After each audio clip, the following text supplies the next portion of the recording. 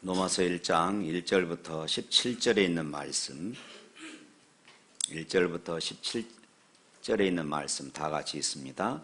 예수 그리스도의 종 바울은 사도로 부르심을 받아 하나님의 복음을 위하여 택정함을 입었으니 이 복음은 하나님이 선지자들을 통하여 그의 아들에 관하여 성경에 미리 약속하신 것이라. 그의 아들에 관하여 말하면 육신으로는 다윗의 혈통에서 났고 성결의 영으로는 죽은 자들 가운데서 부활하사 능력으로 하나님의 아들로 선포되셨으니 곧 우리 주 예수 그리스도시라. 그로 말미암아 우리가 은혜와 사도의 직분을 받아 그의 이름을 위하여 모든 이방인 중에 믿어 순종하게 되었. 너희도 그들 중에서 예수 그리스도의 것으로 부르심을 받은 자니라. 로마에서 하나님의 사랑하심을 받고 성도로 부르심을 받은 모든 자에게 하나님 우리 아버지와 주 예수 그리스도로부터 은혜와 평강이 있기를 원하노라. 먼저 내가 예수 그리스도로 말미암아 너희 모든 사람에 관하여 내 하나님께 감사함은 너희 믿음이 온 세상에 전파됨이로라. 내가 그의 아들의 복음 안에서 내 심령으로 섬기는 하나님이 나의 증인이 되시거니와 항상 내 기도에 쉬지 않고 너희를 말하며 어떻게 하든지 이제 하나님의 뜻 안에서 너희에게 나아갈 좋은 길 얻기를 구하노라. 내가 너희 보기를 간절히 원하는 것은 어떤 신령한 은사를 너희에게 나누어 주어 너희를 견고하게 하려 함이니 이는 곧 내가 너희 가운데에서 너희와 나의 믿음으로 말미암아 피차 아니함을 얻으려 함이라. 형제들아, 내가 여러 번 너희에게 가고자 한 것을 너희가 모르기를 원하지 아니하노니 이는 너희 중에서도 다른 이방 중에서와 같이 열매를 맺게 하려 함이로되 지금까지 길이 막혔도다. 헬라인이나 야마인이나 지혜 있는 자나 어리석은 자에게 다 내가 빚진 자라. 그러므로 나는 할 수 있는 대로 로마에 있는 너희에게도 복음 전하기를 원하노라. 내가 복음을 부끄러워하지 아니하노니 이 복음은 모든 믿는 자에게 구원을 주시는 하나님의 능력이 됩니다. 먼저는 유대인에게요 그리고 헬라인에게로다. 복음에는 하나님의 의가 나타나서 믿음으로 믿음에 이르게 하나니 기록된 바 오직 의인은 믿음으로 말미암아 살리라 함과 같으니라. 아멘. 이제 오늘부터는 로마서 말씀을 우리가 살펴보기를 원합니다. 여러분은 집에서 교회 오시기 전에 로마서를 꼭 읽고 그렇게 오시고 로마서 공부하는 도중에 계속해서 로마서를 한 번, 두 번, 세 번, 여러 번 그렇게 읽으면은 더 은혜가 넘칠 줄로 믿습니다. 로마서는 성경 66권 중에 아주 특별한 책입니다. 특히 이렇게 로마서를 읽고 변화된 그런 분들이 참 많이 있습니다. 유명한 어거스틴, 그는 마니교라고 하는 이단에 빠져서 방탕한 생활을 했습니다. 여러 여인들과 결혼하고 이혼했습니다. 그의 어머니 모니카는 그 아들을 위해서 포기하지 아니하고 계속해서 기도했었습니다. 어느 날 어거스틴이 종교적으로 방황할 때에 그의 아이들이 옆에서 떠들며 놀고 있는 것이었습니다. 그 아이들의 소리 속에서 하나님의 음성이 들려왔어요. 책을 들어서 읽어라. 그는 깜짝 놀랐습니다. 책을 들어서 읽어라. 그러고 봤더니 자기 앞에 성경책이 놓여 있었습니다. 그 성경책을 펼쳐서 읽은데 그의 가슴에 그의 마음을 쾅 치는 말씀이 다가왔어요. 그 말씀이 로마서 13장 13절부터 14절에 있는 말씀입니다. 우리 함께 읽어보도록 하겠습니다. 낮에와 같이 단정히 행하고 방탕하거나 술 취하지 말며 음란하거나 호색하지 말며 다투거나 시기하지 말고 오직 주 예수 그리스도로 옷 입고 정욕을 위하여 육신의 일을 도모하지 말라.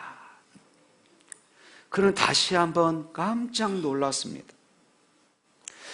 거기서 그의 인생이 달라졌습니다. 방탕한 어거스틴이 아니라 성자 어거스틴으로 바꾸어지는 삶을 살게 되어졌던 것입니다. 노마사를 통해서 그의 인생이 바뀐 것입니다. 노마사 그러면은 또한 종교 계획을 일으키는 모토가 되기도 했었지요. 바로 마르틴 루터입니다. 그는 원래 가톨릭의 수도사였습니다. 그 당시에는 자기 죄를 해결하기 위해서 베드로 성당, 대성당의 수백 개의 계단을 무릎으로 기어 올라가야 했습니다. 왜냐하면 당시에는 이 고행을 통하여서 죄 사함을 받는다라고 가르치고 그렇게 믿었기 때문입니다. 무릎에서 피가 흐를 때 자기 죄가 용서받는다고 믿었습니다. 루터도 어느 날 자기 무릎에서 피가 나는 고통을 참고 계단을 올라가는데 문득 자기가 주석했던, 그리고 자기가 강의했던 로마서 1장 17절 말씀이 생각났습니다. 의인은 믿음으로 살리라. 할렐루야. 그래, 고행을 통해서 구원받는 것이 아니라 우리가 믿음으로 구원을 얻는 거야. 이 진리를 깨닫게 되어졌습니다. 그래서 그가 종교 개혁을 일으키게 되어진 것입니다. 그래서 어떤 학자들은 이 노마서를 가르쳐서 이렇게 말합니다. 성경을 하나의 반지라고 한다면 노마서는 그 반지에 꽂혀있는 다이아몬드와 같다. 복음의 핵심을 담고 있기 때문에 바로 이렇게 표현을 했던 것입니다. 이처럼 사람을 변화시키고 역사를 만들어 온 것은 노마서가 복음에 대해서 아주 탁월하게 설명하고 있기 때문에 그렇습니다. 하나님이 어떻게 죄인들을 의롭게 하셨는가, 또 하나님의 선물을 어떻게 우리가 누릴 수 있는지, 우리의 행위와 인격에까지 어떻게 근본적인 변화를 일으켜 보여주고 있는지를 이 노마서가 우리에게 가르쳐주고 있습니다. 그래서 노마서 강해를 하면서 큰 타이틀을 정했습니다. 다시 복음 앞에서. 따라서 한번 합시다. 다시 복음 앞에서. 다시 복음 앞에서라는 이 주제를 가지고 노마서를 읽으면서 나 자신이 노마서 앞에, 다시 복음 앞에 한번 제대로 서보자는 것입니다. 노마 교회는 역사상 가장 비참한 고난을 당했던 교회입니다. 313년 기독교가 공인될 때까지 카타콤이라고 하는 지하 무덤에서 300여 년 동안 숨어서 지내야 했습니다. 어떤 고난이 300년을 가겠습니까? 어떻게 그 300년이란 이 고난을 이겨낼 수 있었겠습니까? 사도 바울이 주 57년경 이 노마 교회에 보낸 이 노마서 때문이었습니다. 바로 이 복음 때문에 그들은 300여 년을 그렇게 고난 가운데 견디며 이겨내며 믿음으로 살 수 있었던 것입니다. 사실 로마 교회는 바울이 개척한 그런 교회가 아닙니다. 로마 교회가 처음에 어떻게 누구에 의하여서 시작되었는지 아직도 밝혀지지 않고 있는 신학적인 숙제입니다. 바울이 이 노마서를 쓰던 시점에는 그는 아직 노마를 방문한 적이 없습니다. 그래서 오늘 본문 읽었던 말씀에서도 내가 노마를 가고 싶었는데 가지 못했다, 꼭 내가 가고 싶다 하는 의사를 여러 번 밝히고 있습니다. 대부분의 복음주의 학자들은 노마 교회는 사도행전 2장 오순절 사건이 일어났을 때 그때 그곳에 왔던 유대인들이 은혜를 받고 노마로 흩어져서 세운 교회가 바로 이 노마 교회였다, 이렇게 판단을 합니다. 오늘 본문에서 사도 바울은 복음이 부끄럽지 않다 16절에 그렇게 밝힙니다. 나는 복음을 부끄러워하지 않습니다. 참으로 이 놀라운 고백입니다. 어찌 보면 당연한 것 같습니다. 그러나 그 시절에는 그렇지 않았다는 것입니다. 왜냐하면 당시 로마 제국은 당대 최고의 영화와 권력을 가진 황제가 있었고 이 황제를 신으로 숭배했었습니다. 그에 비하면 십자가에서 죽은 예수의 복음은 너무나도 초라합니다. 로마 교회는 엄청난 핍박을 받은 교회였습니다. 지하 무덤에서 살아야 했습니다. 당연히 복음은 조롱을 받았습니다. 어리석은 자들이나 믿었습니다. 그런 로마 교회 교인들에게 사도 바울은 복음을 부끄러워하지 않는다고 선언합니다. 사도 바울도 복음 때문에 빌립보 감옥에 갇혔습니다. 데살로니가에서 추방을 당하였습니다. 베레아에서는 몰래 탈출하였고 아덴에서는 조롱을 당하였습니다. 헬라인에게는 미련한 자 취급을 받고 유대인에게는 거치는 자 취급을 받았습니다. 그럼에도 불구하고 사도 바울은 이 복음을 부끄러워하지 않는다 자신 있게 선언하고 있습니다. 그러면서 사도 바울은 자신을 1절 말씀에 보면은 그리스도 예수의 종이다 이렇게 말해요. 종은 주인이 있다는 말입니다. 주인이 없는 종은 있을 수가 없습니다. 그러므로 사도 바울이 종이란 말은 주 예수님을 늘 사도 바울과 늘 함께 하시는 주님이셨다 하는 이런 고백인 것입니다. 이것이 바로 복음입니다. 2절부터 4절 말씀 한번 읽어볼까요? 2절부터 4절. 이 복음은 하나님이 선지자를 통하여 그의 아들에 관하여 성경에 미리 약속하신 것이라. 그의 아들에 관하여 말하면 육신으로는 다윗의 혈통에서 나왔고 성결의 영으로는 죽은 자들 가운데서 부활하사 능력으로 하나님의 아들로 선포되셨으니 곧 우리 주 예수 그리스도시니라. 이 복음은 그 아들에 관하여 곧 우리 주 예수 그리스도다. 이 복음이 그리스도가 복음이라는 말은 나는 죽고 예수로 살게 된다는 것입니다. 예수님이 생명이시고 예수님이 주님이시고 예수님이 왕이 되신다는 것입니다. 이것을 알면은 하나님의 의가 드러납니다. 그래서 17절 말씀 그렇게 말하지요. 17절 또 읽겠습니다. 복음에는 하나님의 의가 나타나서 믿음에 이르게 하나니 기록된 바 오직 의인은 믿음으로 말미암아 살리라. 복음은 용서를 받는 것에 그치지 않습니다. 용서를 받는 것에 그치지 않습니다. 하나님의 의가 우리에게 주어집니다. 하나님께서 우리를 의롭다, 우리를 의롭다 이렇게 인쳐주신 것입니다. 그러나 그 후에는 반드시 의롭게 살라고 하신 것을 우리는 잊으면 안 되는 것입니다.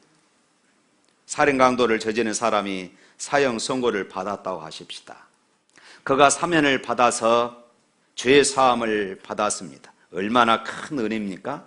그런데 그의 인격이나 삶이 변화되지 않아서 다시 죄를 지었다면 죄 사함을 잘해준 것입니까? 우리의 구원이 단순히 죄 사함만 주신 것이라면 얼마나 불완전한 구원이겠습니까? 복음은 죄 사함 받은 것으로 끝나는 것이 아닙니다. 삶이 완전히 변화되는 것이에요. 할렐루야! 살아계신 주 예수님으로 사는 것입니다. 로마 교회 교인들이 어떻게 복음을 부끄러워하지 않고 300년을 카타콤이라는 지하 무덤에서 살 수 있었겠습니까? 예수 그리스도께서 자신의 죄를 지시고 십자가에서 죽으셨다는 이 교리를 가지고 그렇게 살 수 있었겠습니까?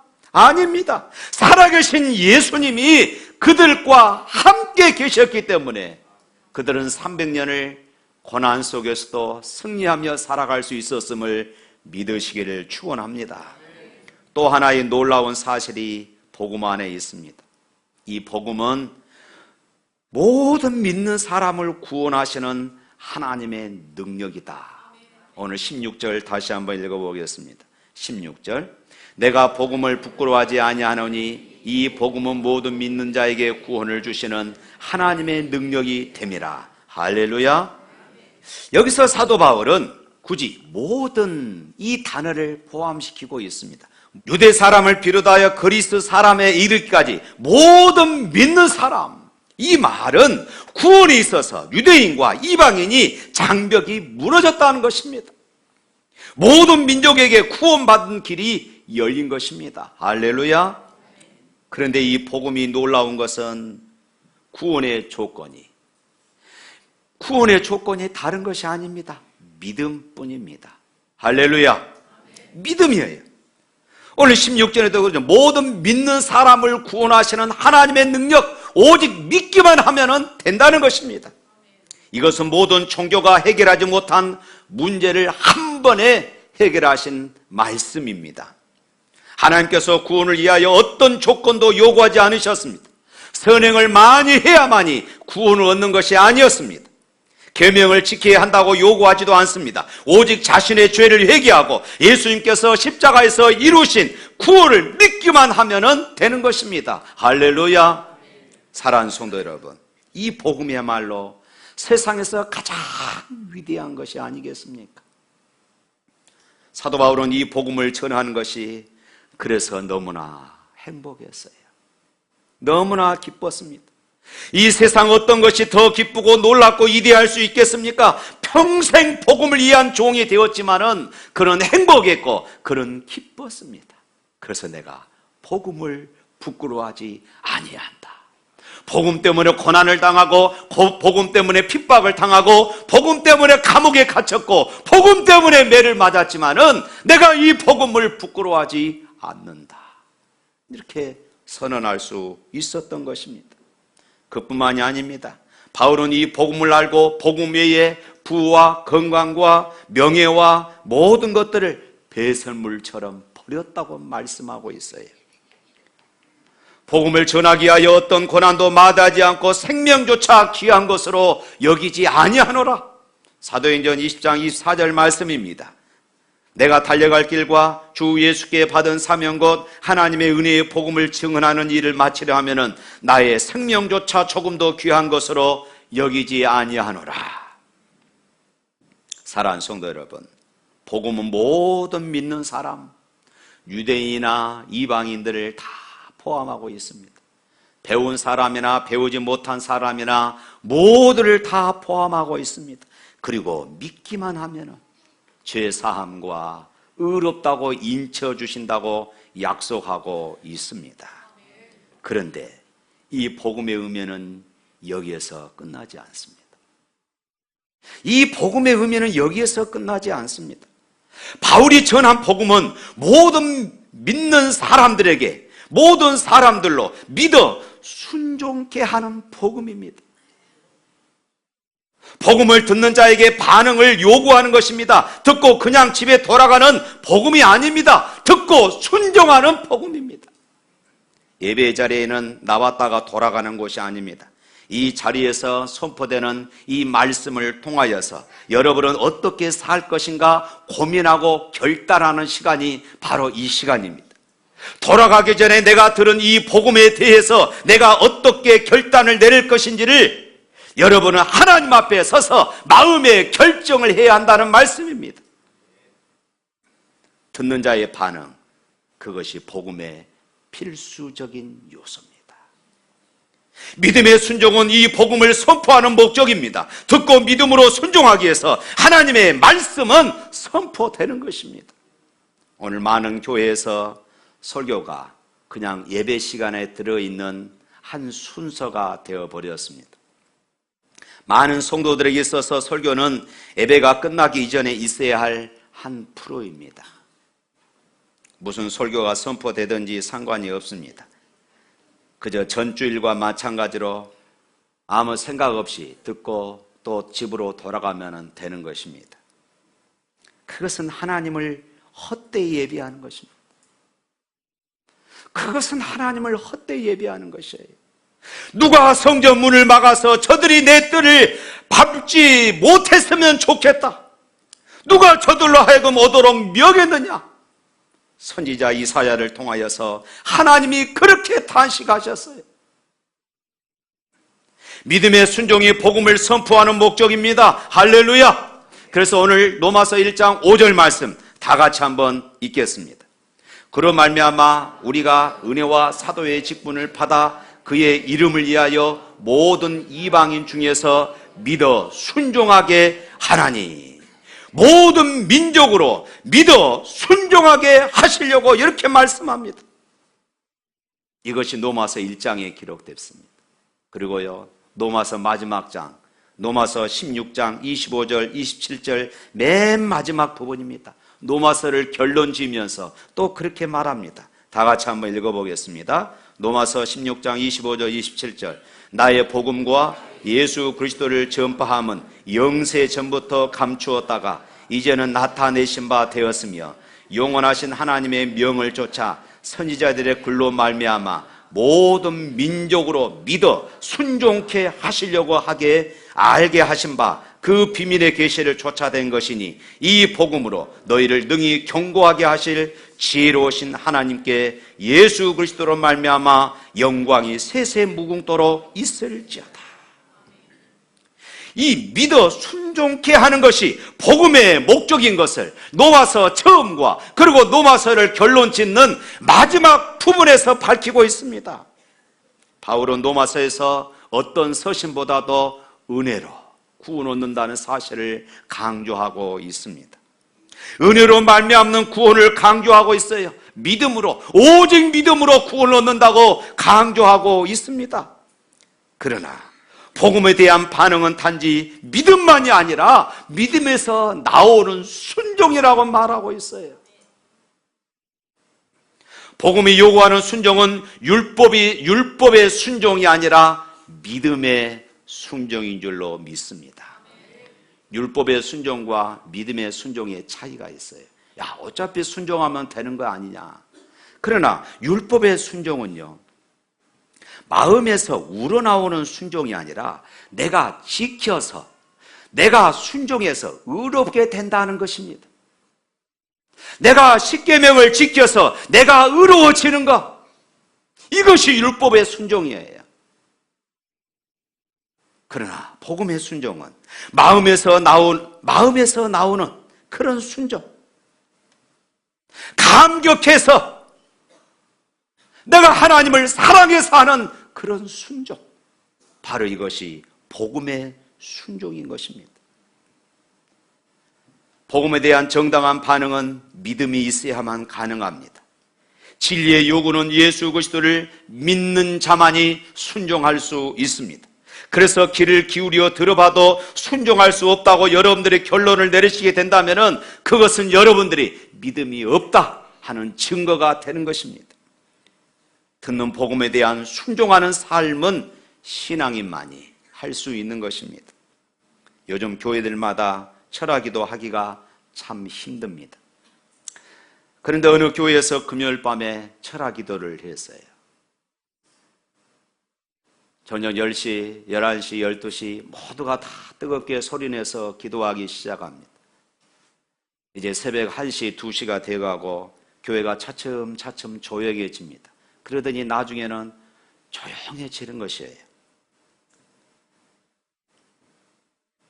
너무 조용하니까 한 집사가 기도하다가 눈을 떠보니까 모두가 다 졸고 있는 것이었어요.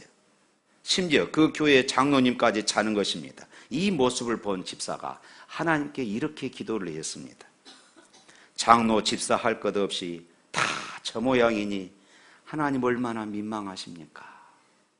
그랬더니 그때 하나님께서 음성으로 말씀하셨어요. 야, 한심한 집사야. 그렇게 깨어서 남의 흉유나 볼 것 같으면 너도 얼른 자거라.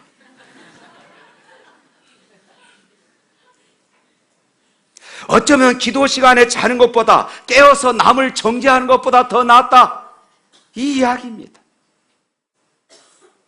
사랑하는 성도 여러분, 성경이 여러분에게 요구하는 것이 무엇입니까? 예배 시간에 나올 때마다 1,000번제의 감사 헌금을 하라는 것입니까? 아니면 수입의 11조를 드리라는 것입니까? 실수령에게 11조를 드릴지 아니면 순수입의 11조를 드려야 할지 고민하라는 것입니까? 아닙니다. 성경이 여러분에게 요구하는 것은 마음과 뜻과 정성을 다해 목숨을 다하여 하나님을 사랑하라, 이것입니다. 하나님이 온전하신 것 같이 너희도 온전하라. 하나님의 자비하심처럼 너희도 자비하라. 하나님이 거룩하니 너희도 거룩하라. 이웃을 내 몸과 같이 살아가라. 성경이 우리에게 요구하는 것은 바로 이것입니다. 이 말씀에 대한 순종은 오직 믿음으로만 가능할 줄로 믿습니다. 사람은 날 때부터 이기적이어서 이런 삶이 사실 불가능합니다. 사람은 하나님의 모든 자비하심으로 자비하기보다는 본성대로 반응하기를 좋아합니다. 그래서 오른밤을 때리면은 여러분 왼밤을 돌려주지 않습니다. 사람은 빤맞고 왼밤을 돌려줄 정도로 그렇게 너그럽지 않습니다. 오히려 2대, 3대를 때려도 분이 풀리지 않는 것이 우리 사람입니다. 왜 그렇습니까? 사람은 죄인으로 태어났기 때문에 그렇습니다. 오른밤을 맞을 때에 왼밤을 돌려대라는 성경 말씀이 허공에 떤 이야기가 아니고 우리가 믿고 순종해야 하는 말씀으로 다가오는 것은 믿음 안에서만이 가능합니다. 할렐루야! 외형적인 순종이 아니라 율법적인 복종이 아닌 믿음의 순종은 오직 그리스도인만이 누릴 수 있는 특권입니다. 왜 바울은 이 복음을 전했습니까? 궁극적인 목적이 무엇이었습니까? 궁극적인 목표는 만민에게 복음을 전하는 그 지상 명령에 순종하기 위해서였을까요? 죽어가는 영혼을 바라보니까 너무 안타까워서 어쩔 수 없어가지고 바울이 이 복음을 전했을까요? 복음을 전하는 궁극적인 목적은, 여러분과 제가 복음을 전하는 궁극적인 이유는 예수 그리스도의 영광에 대한 뜨거운 마음 때문이어야 합니다. 그 이름을 위하여. 5절 말씀 다시 한번 읽어보겠습니다. 5절 말씀. 그로 말미암아 우리가 은혜와 사도의 직을 받아 그의 이름을 위하여 모든 이방인 중에서 믿어 순종하게 하시나니. 그의 이름을 위하여. 하나님께서 예수 그리스도를 모든 이름 위에 뛰어난 이름으로 주셨습니다. 모든 무릎이 그 이름 앞에, 모든 입술이 그의 주 되심을 고백하기를 우리는 그래서 열망합니다. 그리스도께서 사람들 가운데서 영원롭게 되신 것을 보지 않으면 살맛 나지 않을 것 같은 사람이 바로 사도 바울이었습니다. 사랑하는 성도 여러분, 여러분은 그리스도를 향한 열정을 가지고 있습니까? 그 이름의 영예를 위한 간절함이 있습니까? 그 이름이 알려지지 않을 때에 고통을 가지고 있습니까? 그 이름이 무시당할 때에 여러분의 마음에 상처가 있습니까? 종종 매스컴의 교회의 그런 잘못들, 교회의 부정들을 방송하는 모습들을 보면은 참 어찌 말할 수가 없습니다. 그 이름이 함부로 여김을 받을 때에 여러분은 분노하고 있습니까?